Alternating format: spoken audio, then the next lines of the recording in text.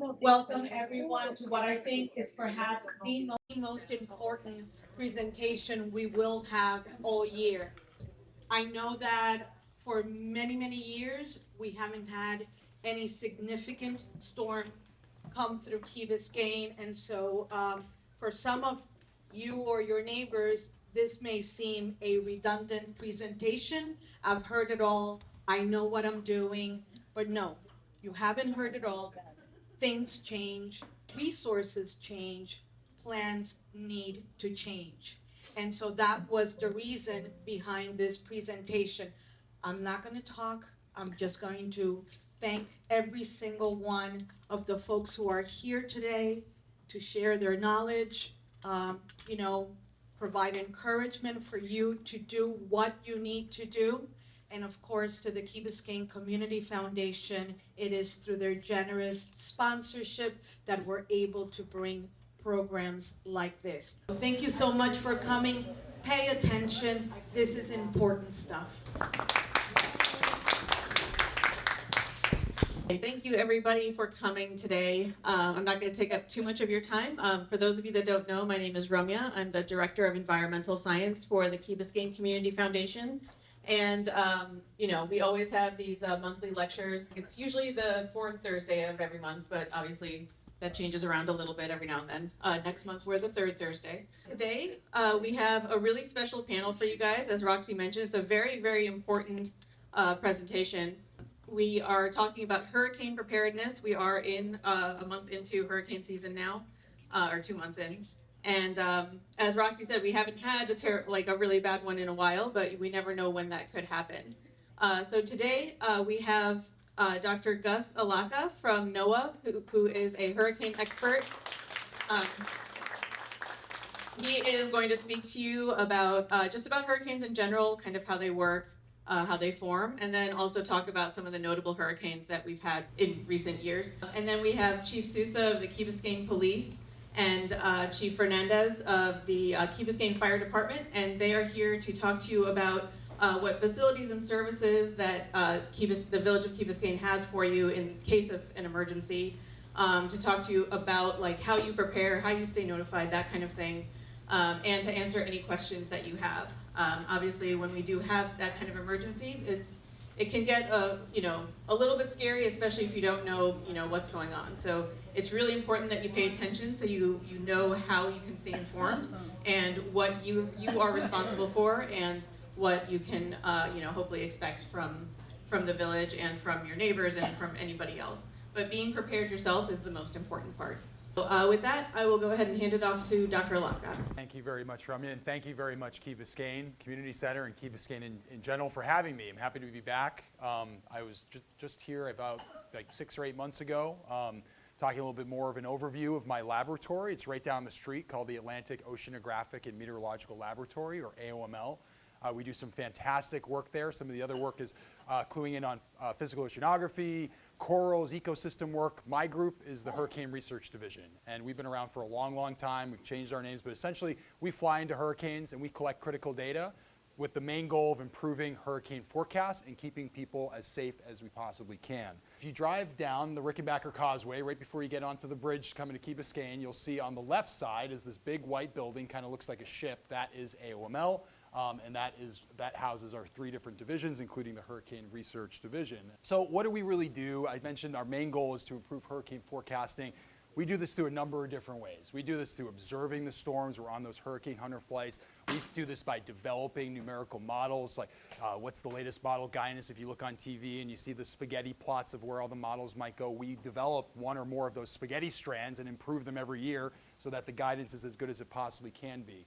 We focus a lot on how do we fit our observations, communicate the impacts to people, and make sure that the most pertinent and up-to-date information is getting in front of the forecasters. So we work really, really closely with the National Hurricane Center. We are not at NHC, but we work very, very closely with them in tandem. And in fact, when we are on our hurricane hunter missions, we're often on the phone or through some other chat mechanism with them in real time, targeting what we need and what they need in order to answer some of the key questions to make better forecasts. One of the key things we pride ourselves at AOML and HRD is improving these hurricane forecasts. So what is our return on investment? What has happened over the years? So on the left side here is showing that we've had almost 80% reduction in track errors. That means that those errors are 80% less than they were. And if you look at that in visual terms, in 1990, if you had a storm that was centered right here on the western tip of the Florida Panhandle, the error was represented at 3 days, was represented by this big circle with the 1990. So you could have been off, like the storm could have ended up east of Florida, it could have ended up almost by Port Arthur, Texas. That is a large area of folks that need to be on watch or potentially evacuate for disastrous impacts potentially. And so that means more people are on watch, more people have to potentially move, more items have to move around, commerce, things to get out of the way of this potential storm. If we look at where we are 2024 last year, look at how much smaller that ring is. So that's that 80% reduction. So we have a much better idea of where that storm is going to go. I've improved intensity forecast by about 50% as well. That's how strong the storm is, how strong those maximum winds are near the surface. We've reduced those errors by about 50%. So again, we're trying to get in the direction of producing the best possible forecast and keep the most people safe. On the right side here are a bunch of images. These are a number of different instruments and platforms, as we call them, that allow us to collect critical data that essentially gives us a CAT scan of the storm, allows us to see what's happening inside of those clouds, inside, close to the ocean surface, and again, to improve those forecasts. So up at the top here, this is our one of our P3 aircraft, actually. This is a quad prop plane, about 125 foot long. And on the tail there is this sort of protrusion that we call the tail Doppler radar. This is like one of those Doppler radars that you might see on your weather app to say, oh, okay, I see a green or red blop coming toward me. That's a thunderstorm. We put one of those things on the back of the aircraft, and it sort of spins up and down like that and essentially gives us a CAT scan of the storm. We have a number of other assets as well. And actually, Glenna in the back there has some of these instruments. She might be able to pass some of them around or at least show you. What she's displaying right now is one of our dropsondes. We launch these out of the belly of our aircraft. They have a little parachute, so it helps them stabilize, and they fall all the way to the ocean surface, giving us key measurements of temperature, pressure, humidity, winds every half a second. Beam it back to the aircraft. We quality control it, make sure everything looks good, and then we beam it off in real time to get into the models and in front of the forecasters. What are we looking at here? What kind of equipment is this? So this is called a drop sonde. This is what the hurricane hunters drop out of the hurricane hunter aircrafts through a tube in the plane, and then it kind of has a parachute and it falls down through the atmosphere and it collects data that then hurricane scientists use in models, and then the hurricane forecasters can use those models and the data to improve their forecasts and make better predictions for where the hurricane is going to go. So, and this is one of many different types of equipment Yes. that you guys use. I actually have another different type. This is called a stream sonde. It looks like a squid. It does a little bit. It is basically a lighter version of this, so it doesn't need the parachute, and it falls down through the atmosphere again very slowly, and it takes the same kind of data. And the hurricane hunters use both of these alongside many other different kinds of instruments to collect that very important data. We do this with all of our different assets. We also are looking at uncrewed systems. So how can we maximize our instruments and using cutting edge technology like AI to have these drones sort of go out on their own and go to really dangerous parts of the storm that we don't want to risk people's lives by going there. So we have some aerial assets. This is called a Black Swift. Here, this is called a sail drone, and this is literally a little sailboat that we can fly into the eye wall of a hurricane and get some key measurements. And all this ties in, as I mentioned earlier, to our numerical modeling. This is sort of a simulation of like a computer screen or a TV monitor where we are then looking at a forecast of like what the storm might look like and using that information as well and communicating to our partners. Yeah, well, we have all sorts of different uncrewed systems. Some of them are that. The sail drone is that. It's essentially a surface sailboat with no people on board that's collecting critical measurements at the ocean surface, right above and right below. So it's kind of measuring all three of those areas, really critical data. But we have other instruments that will fly, 200 to 1,000 feet and collect data there. That it's really dangerous for us to get to with our crewed aircraft. So where do we stand right now? So yes, it has been somewhat quiet, but that is not atypical for this time of year. This is the forecast, or the outlook, I should say, from NOAA. There was an update coming in August, so be on the lookout for that. It's not out yet. So as of May, the forecast was for 60% chance, you can see the big part of the pie here, for an above normal season. So more activity than normal, and a 30% chance for near normal, only a 10% chance for below normal. But the way we measure this is by number of storms and how long they're active. This does not necessarily reflect the number of landfalls that we expect. The outlook has not gotten to that level where we feel confident enough in any sort of forecast to say at the beginning of the season we're going to have X number of landfalls. So that's baked into this, and it only takes one, right? Andrew, 1992, that was a very quiet year. Andrew, the A storm, came at the end of August, right? And so if we were sitting right now, we'd be saying, wow, it's quiet, there's nothing happening, right? And little do we know, in a month. I am not here saying that there is an Andrew coming. I do not want that to be your takeaway, but I want your takeaway to be always be prepared, because whether the season is active or not, it only takes one, is what we say. So here in the forecast, or the outlook, we're expecting up to 19 named storms, 13 to 19, 6 to 10 of them hurricanes, 3 to 5 of them major hurricanes. Where do we stand so far? Well, we've already had 3 storms, and none of these were really, I would say, newsmakers, thank goodness. But we have crossed off Andrea, Barry, and Chantal, and actually, we're ahead of schedule. The 3rd storm typically doesn't form in the Atlantic until the 1st or 2nd week of August. So even though it's been very quiet by our metrics, we are technically a little bit ahead of schedule, and that's feeding into that narrative or that outlook where we are sort of on pace for this above average or at least normal season. So a little bit of Hurricanes 101. How do these things form, and how do they work? Let me see if the video will play here. Oh, wow, that's some interesting background music. With hurricane formation, there's a couple of key things to consider. So first of all, we need a warm ocean surface. This is sort of the energy reservoir. Where's the hurricane getting all of its energy? It's really getting most or all of that energy from the ocean. And what happens is we start to get rising motion with daytime heating. This is something typical that happens even for us, right? In the afternoon, we get thunderstorms that bubble up and we'll move off in one direction or another. This is happening over the ocean as well. But after some time, this bubbling actually starts to organize and co-locate. So all of these thunderstorms are kind of located near the same area. And just based on, I'm not going to go into the mathematics here, but when that happens, we start to get some spin. This is just something that naturally happens when you have a lot of thunderstorm activity concentrated in one place.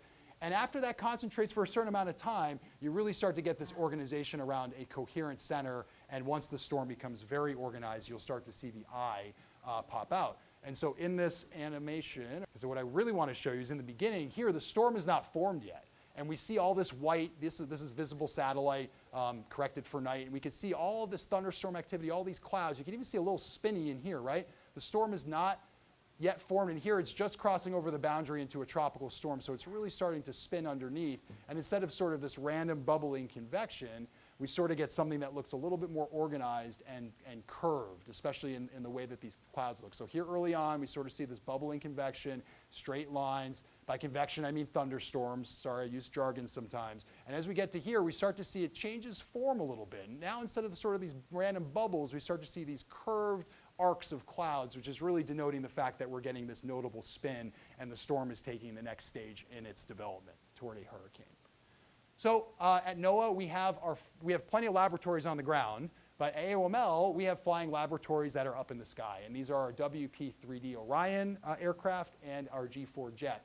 So actually, the P-3 Orion is in the background here. It's actually the larger aircraft, and our jet, the G4 in the front, is a little bit smaller. So the P-3, that is our storm penetrating aircraft. We go right through the clouds, about 8,000 to 10,000 feet. We do not go over and then drop in. We go right through safely. But this is a very important way for us to collect data in situ, meaning on the spot. We're right there in the storm. We're not remotely sensing it, meaning, okay, we're far away and we're using some instruments to see what it looks like all the way over there. We have instruments that do that as well, but it does not replace the fact that when we are there measuring it on the spot, it makes a big difference.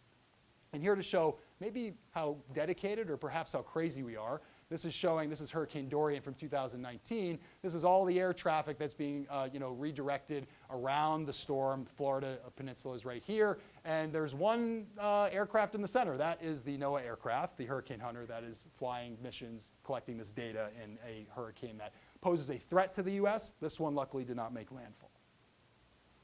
So what does it look like on board? This is a brief tour of our laboratory. So this is starting from the back of the aircraft. We actually have some facilities back here and a place for some of the pilots to swap out and rest, because our missions are 8 to 10 hours long each, so they are quite long missions. As we go forward, there's a number of different stations in here. There is a drop-on chute, and all these different stations help us monitor the data in real time. My crew and my team tends to sit up here where we are processing and looking at that data coming in, and essentially we are removing bad data that sometimes can make it through the cracks and making sure that does not get off the aircraft. And as we get up toward the front, we have a flight director, a navigator, and then this is nighttime, so we have the curtain pulled, but 2 pilots and 2 flight engineers sit up in the front here making sure that we're getting through safely. So typically we have about 16 to 20 people on board, and it really is a team effort to collect all this data and to do it safely. So I am indebted to the crew and their dedication. And this is what it looks like maybe outside the window. We'll see if it plays. Hopefully it does, yes. So this is one of our props, and it's kind of a close-in video here, but what you can see, these are actually streaks of rain and other hydrometeors that are hitting the window here and sort of streaking back. And in a few seconds here, what happens is we're crossing through the eye wall, and we'll actually cross through, and you'll see suddenly it starts to open up. Weather gets a little bit nicer. We're not bumping around quite as much, and I think the camera should pan a little bit. What you're actually seeing here is we're kind of looking down toward the ocean, but it's obscured by these low clouds. And up here, that is the eye opening that you would see on satellite, like, oh, there's the eye circling around. There it is from sort of the bottom-up view in our aircraft. And on the other side here, that's where we're going. That's the other side of the eye wall. That's probably about 45 to 60,000 feet tall, and we're going over there. We're going to punch right through the other side and collect data over there as well. So I wanted to close out here by talking about a few recent hurricanes that were impactful. Hurricane Helene had devastating impacts last year in 2024. Helene developed very, very rapidly in the Western Caribbean and in the southeastern Gulf of America. And as it organized very, very quickly, it moved to the northeast at a rapid pace, in addition to intensifying to a Category 4 hurricane, and moved very quickly across Florida into Georgia and into western North Carolina and Tennessee, and caused a lot of issues post-landfall. So it was a major impactful event all the way from I would say, southwest Florida, even down toward the Keys, all the way up into the continental U.S. well inland. And here you can see there's that eye that popped out, and it's about to make landfall. And as it moves in, it moves so quickly, it was able to retain a lot of its dangerous winds and structure for longer than it otherwise would have, and it dumped a lot of devastating rainfall over the western North Carolina, southern Appalachian region. So there were over 250 fatalities associated with this storm, over $78 billion in damage. And here's a scene from Asheville, North Carolina, which was particularly hit hard by this storm. And the reason I bring this up is because you don't have to be right along the coast to get devastating impacts from these types of storms. So I think it's really important for folks who maybe say, well, I've never been impacted here before. There's always a first time. That's Asheville, North Carolina, isn't it? Yeah, that's Asheville, North Carolina. Very far away from the coast. I've never seen a hurricane before, I don't think. Yeah, that's right. What was the period of time it went from a Cat 1 to a Cat 4, you said? It was under 2 days for that. And in fact, it was less than 3 days. The storm formed, became a major hurricane, became a Category 4 hurricane in all less than 3 days. And so 3 days before, there wasn't even anything there. And they had sentinel rain preceding the storm. And they had yes, that's absolutely right, that we call that a predecessor rain event. Essentially, it rained a lot in that region before. We take all these things into account when we're making forecasts, and that is a key forecast factor, because if the ground is already so saturated, it's not going to be able to hold much more, right? And that did factor in there as well, unfortunately. Hurricane Ian, which was obviously a little bit closer to home, but not on this side of the state. Thank goodness for us, but a devastating storm as well. Let me get the animation here going while I talk about it a little bit. This one we were tracking for quite a while. So it took a little while to develop, but we knew that there was something sort of brewing. You saw from the beginning of this animation, it was south of Puerto Rico. It didn't actually become a tropical storm until maybe around this time. So we're sort of watching this spinning for quite a while, a few days. We didn't know exactly where it was going to go. We had a good idea it was going to make it into the Gulf, but we didn't know where it was going to go from there. What ended up happening is it rapidly intensified, became a major hurricane, and sort of hooked to the right pretty hard into Fort Myers. And this storm was, caused 150 fatalities, over $112 billion in damage. It took out the causeway to Sanibel Island entirely, so we're talking about geomorphing, changing the landscape literally from this devastating storm. Yeah, this was a big one. So we were flying in this several missions into this storm, as well as Helene, actually. And this storm was so devastating that I've talked to some folks who've been flying for a long time. This one made them scared. So this was a very... This was a Cat 5 at one point, but at landfall it was a Cat 4. And the last one I bring up here is Hurricane Milton. This one did form relatively quickly. We didn't have a lot of lead time for this one. We started to see this bubbling activity occurring in the Western Gulf, and all of a sudden you said, uh-oh, this thing's going, and it's going to move east toward Florida. What's it going to look like? And some of the initial forecasts were showing that it was going to, as we call it, bomb out, which means it was going to rapidly intensify at like a near record pace. And we were saying, we hope not. And sure enough, it did. Now, some of the luck, if you could call it that, with Milton, you can really see here, very, very tiny eye and all this white around it. It actually weakened a little bit before it moved into the Tampa region, which was a little bit beneficial, but still was a major hurricane at that time. So we're talking about it was a devastating impact, and it could have been potentially even worse than that. And I think one of the biggest impacts from Milton, aside from the strong winds that were associated with it, really the rainfall. Again, on the north side of that circulation as it made landfall in the Tampa metro area, they got devastating amounts of rainfall and a lot of flash flooding, led to 32 fatalities, over $32 billion in damage. I also had another animation that didn't make it in here, but as we're flying these different storms, we flew all three of these storms that I showed you, by the way. We are coordinating all of our different assets. I'll go all the way back to the beginning, and that's where I'll end. We are coordinating all of our different assets to make sure that we are analyzing the storm from as many different angles as we possibly can. And I like to say in the past, when we were flying, that data was obviously really, really important, but it was more like we were kind of like putting a toothpick through a donut, where the hurricane is the donut. Now, with all of our different observing systems, it's like we're taking a bite of the donut. So all these different instruments come together to give us more awareness of what's happening in different parts of the storm, and these are critical to help us understand how to make the predictions better. So we're proud of that, and we hope to continue this effort into the future. What is the average for a hurricane hitting a specific locale? Every 25 years, Miami would get a direct hit of a Cat 3 or greater.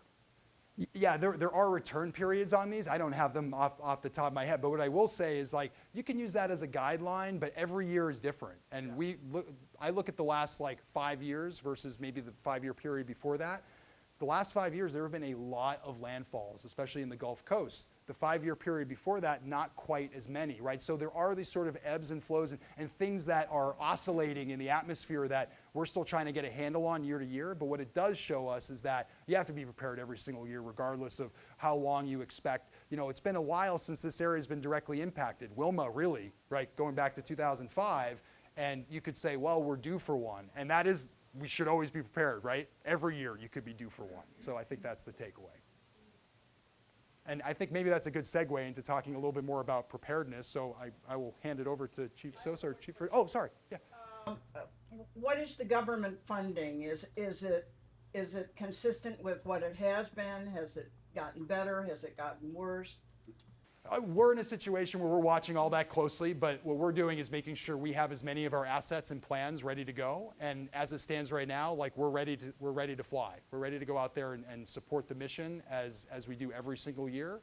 And we'll continue to do that as long as we have funding to do so. No, I said, is that that's meant to be reassurance for us, considering what we're being told? Yeah, asking if that's reassurance. I'm not here to reassure, but what I am here to say is that we are prepared to do the mission. We're prepared to carry it out. And we've put all of our assets in place to do that. Good afternoon, everybody. I think everybody knows me by now, I hope. I'm the Police Chief, Frank Sousa. This is Deputy Chief Terrence Davis. He's under Chief Readiness, who's at another meeting, but he brings a lot of experience to Key Biscayne from City of Miami and then Broward Sheriff's Office, so he'll step up in a minute. I've done this for a number of years now with you guys, and I think she hit on it so key, and it's so important with what she said in the beginning when we started here, is just because something hasn't happened doesn't mean you should be complacent. And the hardest job for us is predicting when are we going to evacuate, do we need to evacuate, and when do we give this order. And I can tell you that we spend months planning together, fire, police, and all the other departments, as well as the manager. And our stance has been and continues to be, if we're going to issue an evacuation order, we're going to do it before the county. And we're going to do that for a number of reasons. One, overly cautious. Two, we have one road that comes in and out. So to give everybody extra time to leave. And guys, I can't share with you how important it is. If there's an evacuation order, it shouldn't be a choice. And I know that a lot of you have been here your whole life and you've ridden out storms. I'm not a native Floridian. You know, I moved here, you know, my junior year of high school. The biggest storm I've been through is Wilma. But I can tell you, I went to Sanibel, and I shared this with you, I think, 2 years ago. And as someone who's responded to a lot of hurricanes in the 27 years I've been in this profession, Sanibel scared me. And it should scare you. Because as he indicated, and he did it in a nice way, I'm going to say it in a not so nice way, these storms are growing quicker, they're intensifying quicker, and they're more dangerous. And it's not the storm wind that you need to be worried about, it's the water. And that's what happened in Sanibel. The water, and guys, we're surrounded by water. You know, it just intensified. And I remember talking to the police chief in Sanibel and him showing me a snippet on his cell phone. They had a camera set up at the bridge and watching the storm surge. And it was going from 2 feet to 6 feet to 8 feet to 12 feet to 16 feet to 20 feet. 20 feet of storm surge is devastating. And you know, I shared this with you 2 years ago, and I'm not saying this to be scary. I'm saying this, when we give you an order, it's for a reason. It looked like a bomb went off in the middle of that island. It really did. And it left me, my wife's a native Floridian, and she's like, don't worry, it's not coming. It's going to curve, it's going to turn. We're worried for nothing. They want us to go buy stuff. But we're small here. And when we issue an evacuation order, we're leaving. We're not here. He's not here. I'm not here. So if you call for help, no one's coming because we can't. So now's the time. I mean, it should be earlier. You know, we're a little later because we are already 2 months into the season. But now's the time. If you have family off the island, make your plans for where you're going to go stay until we can get you back on. If you don't have family, this is where you make contingency plans. Is there a hotel that we go to? In that brochure there is a number that you register with the county for senior assistance. It's in there. You need to take advantage. And not that the county is going to come and pick you up. I want to be very clear with that because I know there's some confusion sometimes. They're not going to come pick you up. And then like a lot of people say, well, I live on the 13th or 14th floor. I'm fine. Well, if we get a storm surge like we had in Sanibel, you're not fine. That's one. Two, let's just say the storm surge isn't as bad and the storm still is bad and you're on the 14th, 15th floor. How are we going to get to you? These are things that you need to think about because the way it would work, God forbid we had a bad storm, once we get the all clear that we can come back, we'll send back an assessment team. And then, God willing, the bridge is still intact. You know, we cross the bridge and then we got to get through all the debris and then we start checking the critical life safety factors here that we can start bringing life back to the village. But we got to make sure that our personnel is safe also. You know, and we're not going to put our personnel in dangers or harm's way. And then we got to work with a number of factors. We have our debris contractor, which I know he'll get into. We work with FP&L and a number of our other vendors. But if there's a key takeaway here today is have a plan. If you don't have a plan, we need to know, you know, not that we can do something for you. I want to be very clear on that, you know, but we can work with the foundation. We can try to figure something out, but there has to be a plan because we're going into the heart of the season now. This is typically when the season gets busy and we start seeing the storms. We've been lucky with dust, but they're saying the dust is going away. So this is a time that we got to prepare and remember, it can be a storm can form today and in 2 days it can be a Cat 5. That's just the way that they've been intensifying in the last few years. We live in paradise, but part of living in paradise is you deal with this every year. It's no different than living up north and getting a blizzard, you know, just different situations. So to come back to the island, I know that's always a big question. So evacuation, not a choice. I want to be clear on that. We give the order, you got to go. You decide to stay, you stay at your own risk. And it could be days before we come back. Now, when we say to come back, if it's not just, oh, they lifted the ban. No, there's going to be a phased approach to coming back into the island. And the way it's going to work is it'll be public safety first with obviously public works, and we'll evaluate our critical foundations.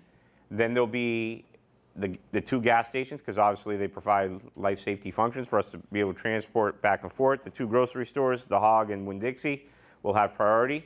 And then we have a select group of property managers for each of the condo buildings to come back and assess. Not all their employees. It's a single-handed list where they come back to make sure that the building's safe. And then at that point, we'll advise the residents and the rest of the businesses that they can come back. I can tell you this because I've worked a number of storms as a younger officer. Just keep in mind, I know everyone's patience is very short because they want to, A, check on their belongings, or is your life intact? Just remember, the officers that ride out a storm are here 3-4 days. They're not home. They don't know if their house is okay. They don't know if their family's okay. And we sign up for that and we recognize that. But when you come and start screaming, you're probably going to get the shorter end of the stick on the fuse and how they're being. So all we ask is that we work together, because we're all in it together for you. Our most important mission as police and fire is to make sure that you're safe and secure. You hear us say it all the time, and we don't want anyone getting hurt, and we certainly don't want any of our employees or any of our staff getting hurt, because it doesn't do anybody any good. So I'm going to let Chief Davis come up. He does emergency management with Chief Hernandez. We'll answer questions at the end. I'm the new guy on the block. Everything he just said, everything the police chief just said, but and I took notes before I was asked to come today, but he just said everything. But the main thing I want to just reinforce is communication is the key. You know, once the manager gives an order for evacuation, listen to that order and take it. The further inland that you are, the better it is for you. Get out of town if you can, and wait and watch the news. Keep up with your village news alerts to know when you can get back over here. We get a evacuation from the island, we're gone. So we'd like you to go as well, because like he's mentioned, we don't know when we'll be able to come back over here. If the bridge is out, that could further delay us being able to come back on the island. So communication is the key. Make sure you understand that once we give that, because we're in Zone A, as your book, I believe that's the last page of the book, will show you the zones. We're in Zone A, we're going to be the first to go. And that's even before a warning is issued, which is 72 hours before we know it's going to happen. So we're going to make sure that happens. So your primary thing is to communication and take care of yourself and your pets or whatever. Get out. Make sure you get out way long before. Make sure you have provided your medical needs as well. If you hear something coming, make sure you've gotten in touch with your doctor's offices, extra meds, Central Pharmacy, wherever. Make sure you have everything on board so when you leave, you have those things for your use. We will not allow to come back until it's safe. You know, we come back in phases. We want to make sure that it's safe enough for us to get back over here before we allow you to come back. We've already been preparing. We've met with a lot of the property managers for the condo buildings. So we've had meetings with them, as well as we've had drills amongst ourselves, so we're prepared. We want to make sure that you are prepared. So our primary mission is to make sure that we get everybody back into their homes, make sure that you're back, but we want to make sure you're safe before we get back. I don't really have much more than that because the chief pretty much mentioned it all. You know, we've been working closely together, make sure that preparation is the thing. Make sure you have a plan for yourself. That's the main thing. We have a plan. Make sure you have a plan. Make sure that plan is ready to be acted. You know, if that's family members, friends, whatever, just get off this island. Before we open up to questions, how many of you are signed up for VINs? It's the alert that comes to your phone from the village as a text message. Village Information Network. Yeah, everyone here should sign up for VINs. And if you don't know how to do it, we can show you how to do it. And that's separate from the county notification? It's separate from the county notification. So VINs, which is the Village Information Notification System, is what we utilize at the police department. And we utilize that in a number of factors. One, for traffic. When traffic is really, really, not everyday traffic, when it's really bad, we'll put out a notice and let you know that, hey, traffic's bad, anticipate delays, plan accordingly. And then the second purpose of it is for emergencies, such as hurricanes, and that's how we'll that's just one of the ways we'll communicate. But obviously, we want everybody, or as much as possible in the village, to be connected to that. I do realize as we advance in age, the technology may become a little harder for us, so just let us know. And we have Officer LaCourte there, who I think you all know.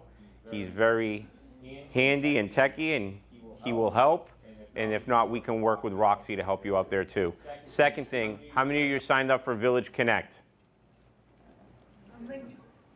Everybody in this room should be signed up for that. So that comes from Jessica, who's in our communications office. Every Wednesday, she sends out an email that says everything that's going on in the village. And that'll be another form of communication. And then obviously, like Chief Davis indicated, and he's indicated, watch the news, because we'll communicate with the news on what we're doing. But those are two ways that we communicate, and it's important that you're on those platforms. So we'll take questions. I'm going to sit, and we'll pass the microphone back and forth, and we'll go from there. What about if the hit to the building, what if they're in hospice, what did you just call before emergency to the hospitals or what? Like the hospice, do we do plans before the hurricane? What if they're in hospice? Do we call the hospital? So I believe your question is, what happens if someone's in hospice? Yeah, what if they're in hospice? And do we call the hospital to get transferred to the hospital? With hospice, you should have an agency that you're with, whether it's Readiness or whatever, call them and they will help you arrange something.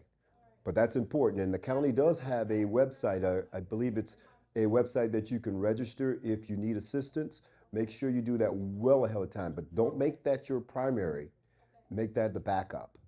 But if you need hospital care, hospital ERs all around, if you need something, if you feel like you need to be in an emergency room or in a hospital for that matter during a hurricane, all you have to do is go there and they will take you. Any other questions, whether for any of us? Do you expect to have an order to evacuate for Category 1 or not necessarily? I've been through 1, 2, and 3 myself, and I lived through them in the Brickell area. We were fine, thankfully. Listen, I understand what you're saying. Look, I think Wilma, correct me if I'm wrong, was a 2. Yeah, It was not a major storm. And I live in Broward County. I don't live in Dade. And in Broward, it was devastating. I mean, we were without power for 30 days, and it was a Category 2.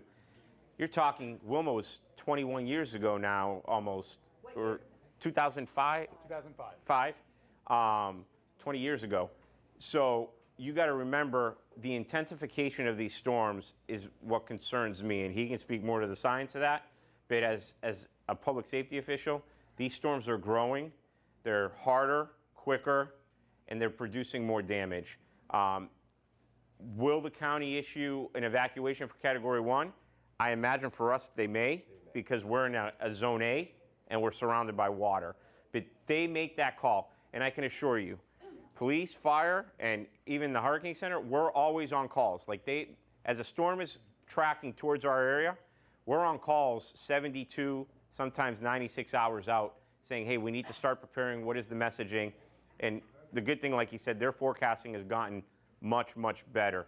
And it gives us more time to prepare you and advise you if you should go or not. But remember, unlike the chief, I was through Andrew. I worked through Andrew. And remember, Andrew was not supposed to hit down this way. It was supposed to go up to Broward. At the last minute, it made that turn. So go with your gut, too. You know, when you hear that something's brewing out there, start preparing yourself to leave. Great point. I'll add on here, too. So every storm is different, right? You mentioned evacuation for Category 1. Let's break down some science, right? Bear with me for a second. The categories are based off of the maximum sustained wind. Cat 1, Cat 2, all the way to Cat 5, tropical storm. That's the maximum sustained wind. And that can be devastating, right? It absolutely can be. But the water, as Chief Sousa said, the water is the main killer. There is no category for that. So you can get a category, you can even get a tropical storm that is going to dump 3 to 5 feet of rain on a particular area. That would be a situation where I would expect evacuation orders if we had the advance notice, right? And the winds aren't necessarily there. So every storm is a little bit different. Don't let your guard down because it's not a hurricane even. There are very devastating impacts that go beyond the maximum wind. How do you predict storm surge Is that related directly to category? It is not related to the I mean, there are some connections there, but a category 1 does not mean a specific type of storm surge. It depends on the size of the storm, the angle of approach, all sorts of other factors. And actually, my wife is a storm surge specialist at the Hurricane Center, so I should know a little bit more about this. She's going to quiz me after this, I think. But no, seriously, like there is no category direct connection to the amount of storm surge. There are other factors, and that's why it's important to follow along with the forecast. And these other factors, we're getting better. We still have room to improve, but these other factors are getting communicated, I would say, more effectively nowadays. Surge pretty much mainly dependent on the pressure of the center eye, and You could think of that, but it's more related to the size of the storm. How far out do those winds go? You imagine a bigger storm is going to push on more water, so that's really what happens there. And if you're on the right side of the track, that's generally the worst side for storm surge. But again, every storm can be a little bit different. There's other factors. So the Hurricane Center has specific forecasts now for storm surge and how much feet above normal. And obviously, listening to emergency managers and other trusted sources is really, really important. I'm just going to make this point now before I go on because I think it ties into what we're talking about with communication. Nowadays, you can get information from a number of different places. You can go on social media, you can go here, you can go there. It's very, very important. Yes, while you might be canvassing information, to resist the temptation to buy into information that's not coming from an official source, because you can't necessarily vet where that's coming from. And yeah, you're talking about, okay, is this a forecast of X or Y? There could even be people saying, hey, it's safe or it's not safe. Stick with trusted sources, please. So, the last thing I want to mention about flooding, and we are in a vulnerable area here. Chief Davis, I don't know if you remember, we were in an exercise early June, and then we went to a meeting at 1 o'clock in the afternoon, and you could hear the rain outside, and in an hour and a half, when I drove to Ocean Lane Drive, the water was up to here on me. So, and that was with an hour and a half of rain. And listen, it was a perfect storm that day. The rainstorm came, it was hard, it was high tide, so everything tied into one. But imagine a hurricane that's sitting over us for a number of hours and constant rain. We're susceptible and vulnerable to flooding here. We're not going to get into the whole politics of everything that's going on in the island, but we need to be mindful that water is, I'm more concerned, and I know Chief Davis is more concerned with water than we are with wind. So we need to take that into account. From what I've been told, we're safe, right? We're safe until we're not safe. And I'm not the expert on the bridge or the viability of the bridge. I'm not going to claim to be. I can tell you this, that what happened in Sanibel was a perfect storm on why that bridge wiped out. The governor, regardless of your political affiliation, did a great job working with the Army Corps of Engineers, and they had a bridge rebuilt in 3 days, which is pretty quick when you think about that. Look, we have a plan if the bridge does wash away, and I think that's the most important thing for all of you to know. We have contingency plans if we can't get vehicles in here. We have contingency plans through the water and through the air. God forbid we got to that point. That's why we plan all year. We don't just start now in hurricane season. And I've said this at several other meetings, regardless if it deals with hurricanes or not. Our relationships with the county and the city are phenomenal. City of Miami is a huge partner for our fire department. They're a partner with the police department, and we work hand in hand with the sheriff's office. So God forbid something like that did happen, we do have contingency plans in place. But that's, again, when we tell you about evacuation and reentry, those are all things that we need to consider. The first two things they're going to look at are the viability of the Bear Cut and the Powell Bridge. And if those two aren't structurally safe, then we're going to have to look at the next contingency plan to come back. Was the main span of the bridge, components to piers, what was damaged? Or it seemed to me that the biggest part of the damage was the causeway was washed. So no, we're getting very scientific, and I'm going to try to break this down in the most easy way I can explain it. So as the surge is coming in, it comes in and then it washes away. So imagine this motion that keeps going back and forth.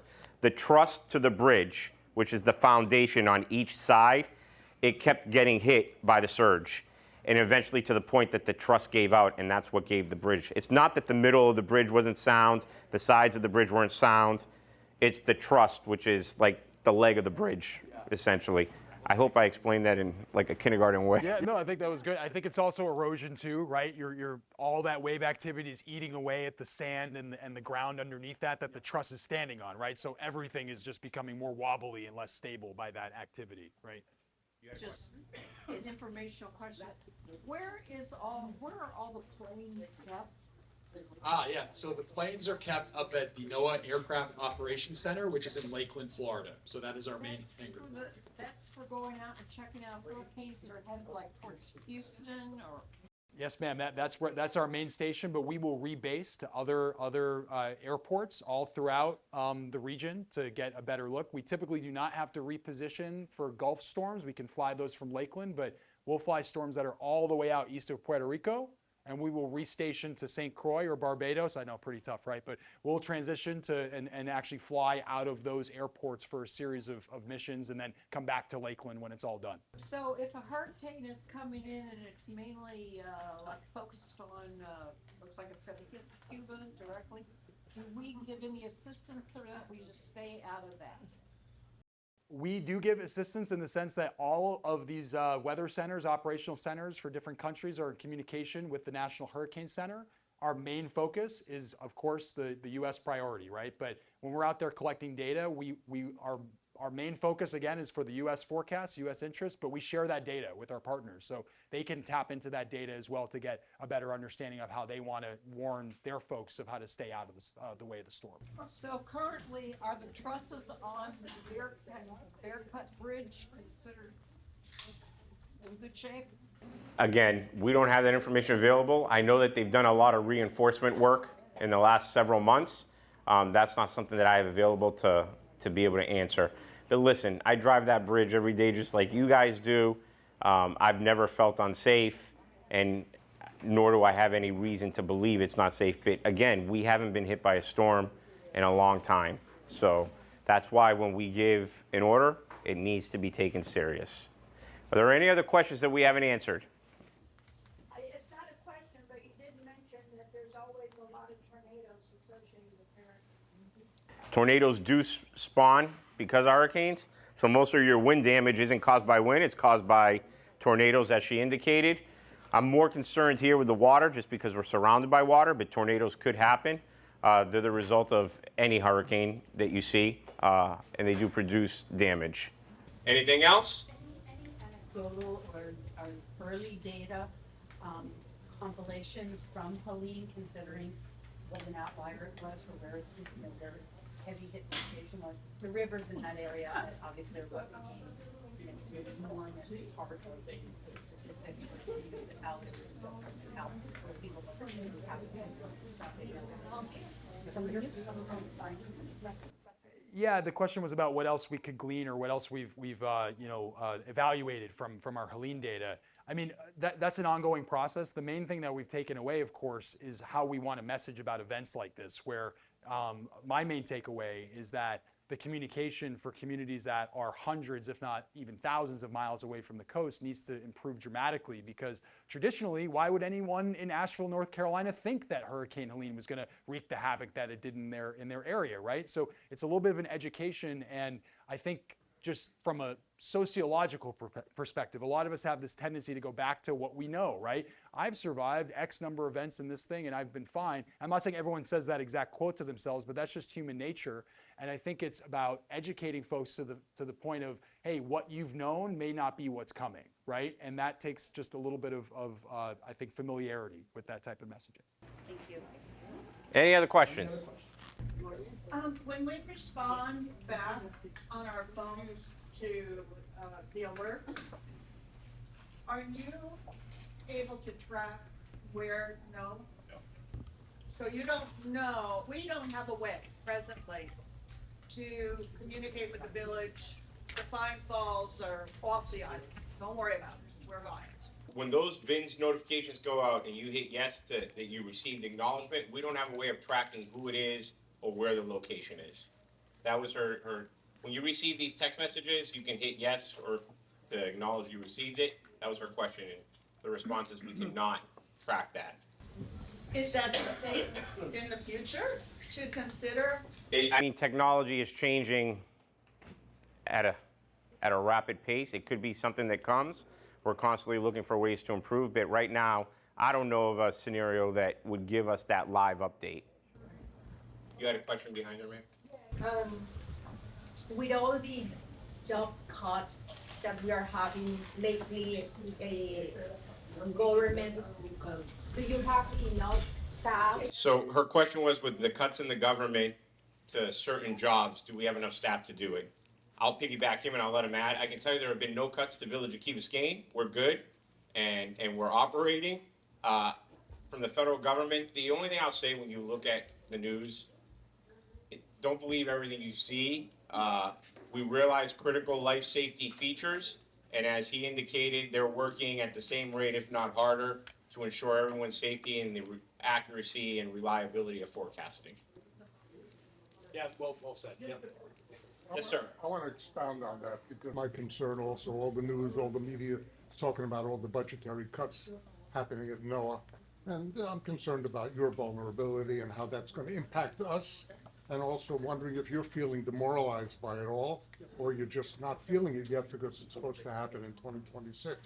So his question was, he's asking him personally about the cuts again and how he feels.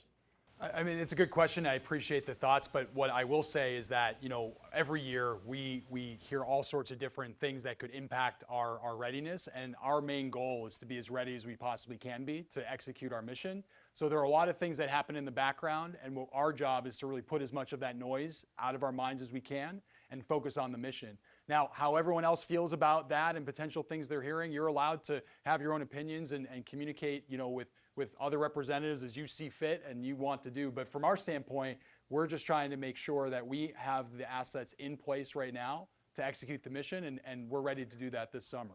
Yeah, well, that's very reassuring. You know, it's nice to hear, but yet we hear about how many people are being diminished at the organization. Now, how much of that is noise and how much of that is reality? And I'd like to hear from you what the inside scoop is, if you have it. Yeah, I'm not going to comment on specific staffing levels, but what I will say is that you know, we're prepared like we are every single year. Be strong enough to fly through those winds in Hurricane Category 5, for example. Yeah, the question was, how can the planes be strong enough to withstand the strong winds like Category 5? Yeah, aerodynamics is a fantastic thing, isn't it? But I mean, really, these are robust aircraft, and the P-3 Orions that we fly into them, we call them heavies. They're big, heavy aircraft, and they can withstand really strong winds. In fact, up at flight level, sometimes we'll see winds up above 200 miles per hour that are hitting the side of the aircraft, and we just maneuver the aircraft in the safest way and accept those winds. And actually, we can have those really strong winds and it can be pretty smooth on board, believe it or not. And there are other situations where those winds crop up and we're bumping all over the place. So again, feeding into that narrative that every storm is a little bit different, but these aircraft are extremely robust, they're extremely safe, and that's our top priority at the end of the day. So we're constantly assessing the situation, and I'm communicating with the flight director and the pilots in terms of what I'm seeing and what I want to accomplish from a scientific perspective, which is why we're out there. But they do their best to, I always call it a negotiation. They do our best to get there and get the data that we really want to collect. But sometimes they'll look at me and say, Gus, you're crazy. No, we're not going to that specific part of the storm because that's not safe. That's part of that negotiation. And in that role, I have ultimate trust in them. I don't argue and say, no, we need to get there. I say, okay, let's get us as close as we possibly can so we can collect critical data while keeping everybody safe. And so it's decisions like these, in addition to the fact that aerodynamics is amazing, that we don't put the plane purposefully in these horrible situations. But if we happen to find ourselves in a dicey situation, we are more than prepared to deal with that and get ourselves out of it. You'll go on the plane? Yes, sir, I do. The question was, how does it feel to go on the plane? You know, there's no better place to feel insignificant and really small than in the eye of a hurricane. Every storm is a little bit different, right? I've been through storms at night where there's no eye at all and you're just flying through clouds and seeing flashes of lightning out the windows the entire time, and that is a little disconcerting but also cool. And other times, like Hurricane Dorian, one for me that, you know, daytime, open eye, and, you know, I always tell people this, but like 10-year-old me is looking up and saying, you better appreciate this because you've been wanting to do this since you were a little boy. So everyone's a little bit different. What I will say, a lot of folks ask, like, am I scared and all that sort of stuff. I think when I think about it holistically, it is a scary thing to do that, right? But in the mission, everybody's very dedicated to their job and to bringing success to the mission. Everyone has a job to do. Everyone's focused on what they need to do to bring success. So ultimately, everybody's busy doing their role and bringing success to that. And believe it or not, 8 hours goes by like relatively quickly, and all of a sudden you're on the ground and getting ready for the next mission the following day. So it's remarkable. Thank you very much, ma'am. Last question. Yeah. If you don't have friends or family off the island that you can go to, and you don't want to drive up 95 in traffic, where is the best place to go? Would you say it's around the airport? Yeah, most residents that I've talked to that have similar situations. So our question is, if you don't have family or friends that you can go stay with, where's the best place to stay and not get on the highway, because we don't want to drive on the highway? Most of the people's plans that I've heard from residents within the village is they get a hotel by the airport or somewhere in the middle of Coral Gables. And those would probably be your best bet. And you know, now's the time to make that plan. You know, you need to know where you're going to go. I just wanted to close off by saying thank you. You know, we appreciate the foundation working with the village and being able to put this on every year. It is probably, like Roxy said, the most important thing you're going to hear all year long. And just know that Chief Davis, Chief Fernandez, the fire department, police department, and on behalf of our village manager, Steve Williamson, we're always working and trying to ensure that the safety and security of everyone in this village is number one. It's the most important thing that we do, and it's not something that we take lightly. So just please, if and when the day does come, because it is going to come, unfortunately, just please listen to everything that we're telling you. So, just quickly, I just wanted to add a couple points. One is that as these storms are getting more intense and developing more rapidly, and you know all the changes that have been happening over the last several years, I just want to point out a few notable instances in that we have seen that some of these storms are moving more slowly, or just doing strange things. One example of that was Hurricane Harvey when it hit Houston. It went up, hit Houston, went back out to the Gulf, and then came back and hit Houston again. Hurricane Dorian, which you mentioned, sat on top of Grand Bahama Island for 5 days as a Cat 5. That is always something that is possible here also. We don't know necessarily, I mean, you know, there's all these things to like predict what they're gonna do, but that is a possibility. So again, just to reiterate, when they say to evacuate, if it's a Cat 1 and you're like, oh, I can deal with a Cat 1, not if the Cat 1 sits on top of you for a week.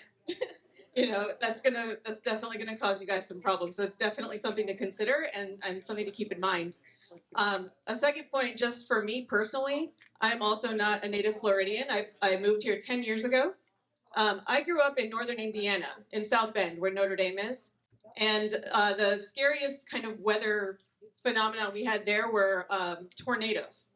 And, you know, the tornadoes are also, they're quite devastating. The difference is that tornadoes, you have maybe 15 minutes, maybe 2 minutes warning. You don't really get warning. They form very quickly and then they just leave a path of destruction and they're gone. So, you know, the good thing about being in Indiana, we had basements so we could hide in the basement, but even that, you know, doesn't necessarily always keep you safe. My parents' store was destroyed by a tornado up there. Here, as Chief Davis mentioned, you generally get 3 days, 72 hours warning to evacuate. When I was conversing with Dr. Alaka and his colleague Laura through email, talking about setting up this panel, she mentioned a really, really interesting point that I didn't know. Ken Graham, the National Weather Service Director, has been kind of pushing this point, which is every Category 5 storm that has hit this country was a tropical storm or less 3 days before it hit. Yep. So Yep. those 3 days are very, very important. So if you get that evacuation order, take it really seriously. So with that, I want to thank our panelists again and thank you all for coming and participating.